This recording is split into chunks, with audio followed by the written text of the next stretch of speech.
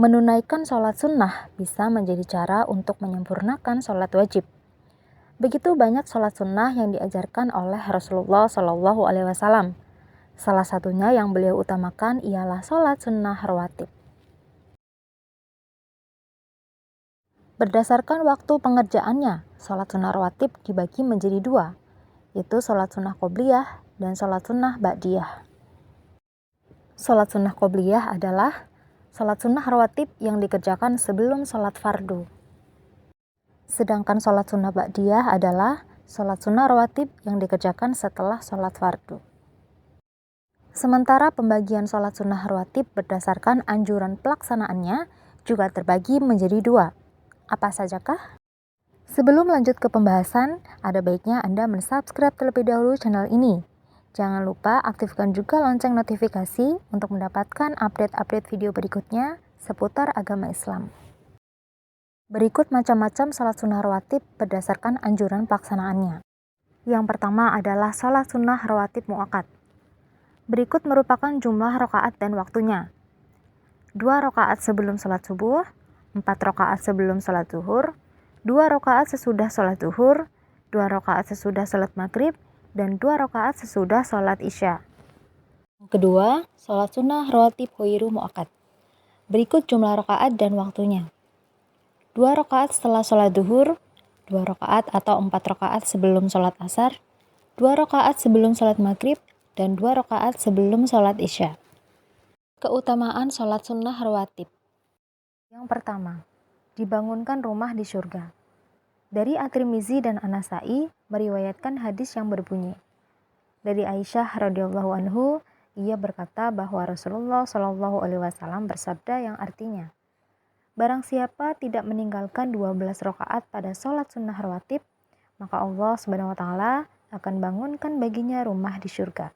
Masya Allah. 2. Lebih baik dari dunia dan seisinya.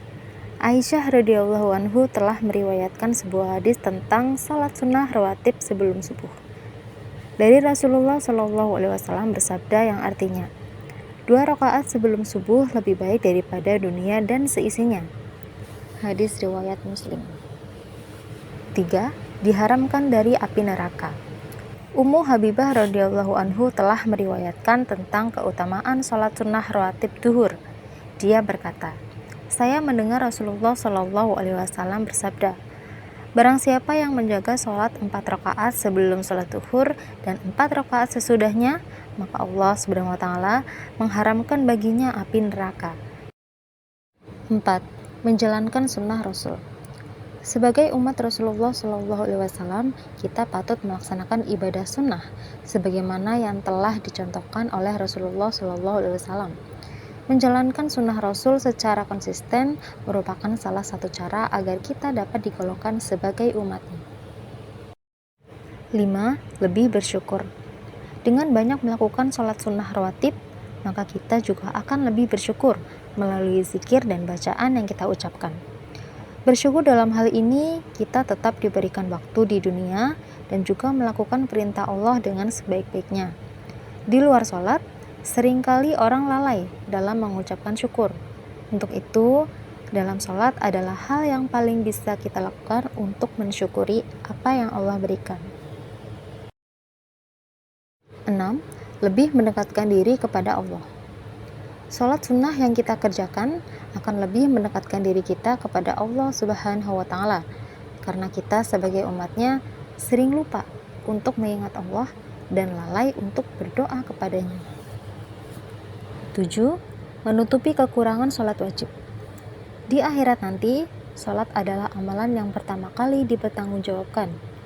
Jika sholat wajibnya sempurna, maka diberikan pahala yang sempurna pula. Apabila sholatnya tidak sempurna, akan disempurnakan dengan amalan-amalan sunnah, termasuk sholat sunnah rawatib. Demikian pembahasan mengenai sholat sunnah rawatib. Terima kasih bagi Anda yang telah menyimak video hingga akhir. Semoga bisa membawa hikmah dan manfaat untuk kehidupan sehari-hari.